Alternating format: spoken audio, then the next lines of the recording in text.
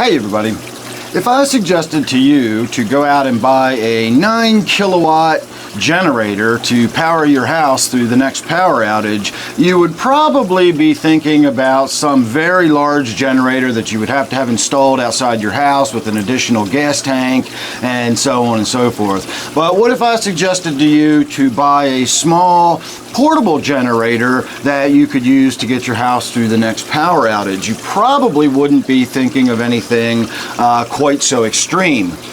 But you can actually have both in one. You can have a 9 kilowatt generator that is actually a small portable generator large enough to power your whole house. Now, we've got an ice storm coming tonight, and I have been told to prepare for possible power outages, and so we have a little bit of a lull in the rain, and we are expecting a big ice storm tomorrow, so I'm going to come out here and test my generator and make sure everything is up and running.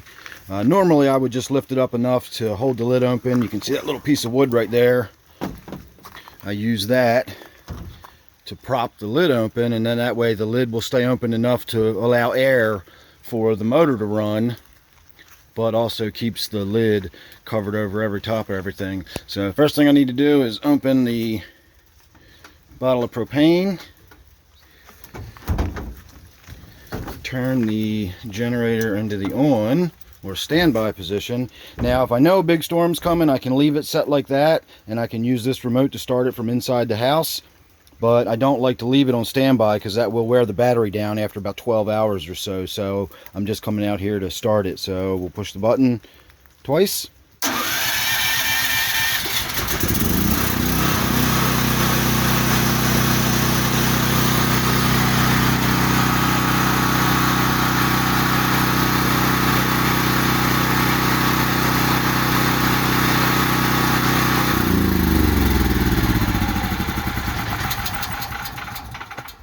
And then push the other button twice, and that shuts it off.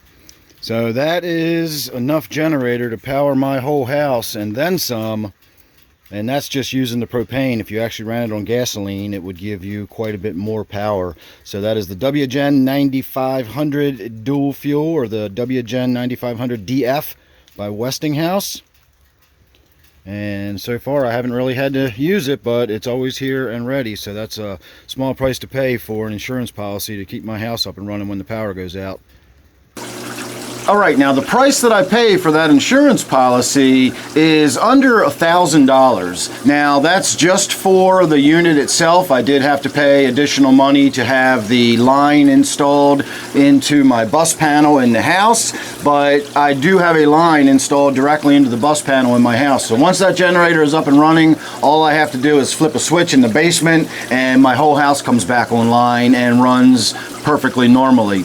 Now with the $1,000 price tag that I paid for that, that is for the dual fuel model. I specifically got that one because the last generator I had sat for so long. I'm terrible at maintenance, and the gas in it went bad, and when I finally needed it, it had bad gas in it.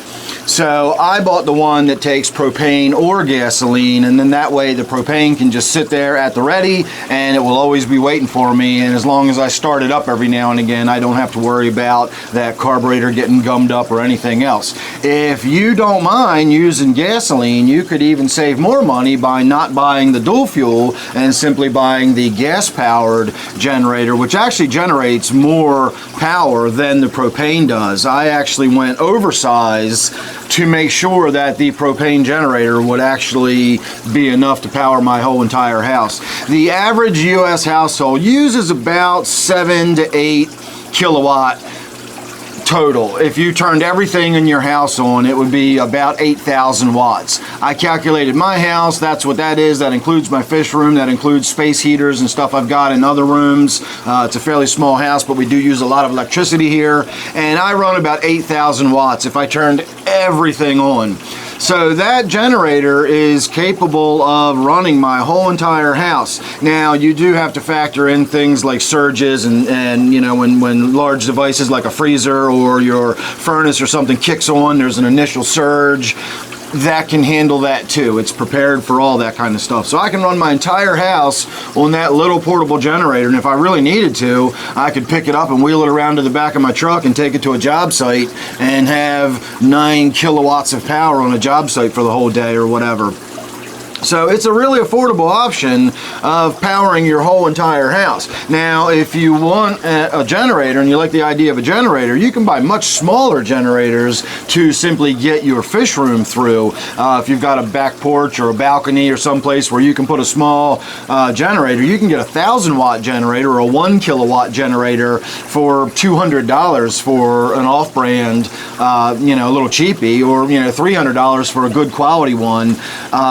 And you could power, again, with 1,000 watts, you could power not only a full fish room, but you could keep some lights on, keep your refrigerator running. Again, generators are a little more affordable than you might think they are. Now, you can get those big generators that you have to have installed outside your house. I think Generac is the company that sells most of those, and they kick on automatically and all that kind of stuff. You're going to pay $6,000 to $8,000 to have something like that installed at your house.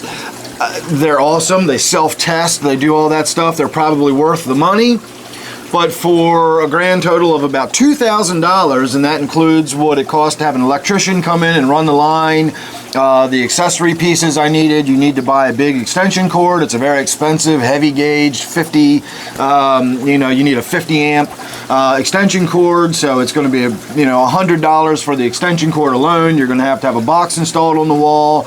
Again, all told, all of that, plus the price of the unit, I have about $2,000 in it, and I did have to pay for that little Rubbermaid or Tupperware, whatever that thing is, that shed that I have it in. I paid, I think, $250 for that as a place to store it as well. So all told, I'm looking at $2,200, and that includes where I keep the thing, the plugs, the installation, everything, and I simply don't have to worry. If the power goes out, I can push a button and, flip a switch, and my house is back up and running. No fuss, no muss. Don't even have to worry about taking showers, keeping the food cold, cooking dinner, drying clothes, all of it. I can do it all with that little generator. So again, a whole house generator might be a little more affordable than you think. So let me know what you think down below. I will put links to all the stuff I've already mentioned.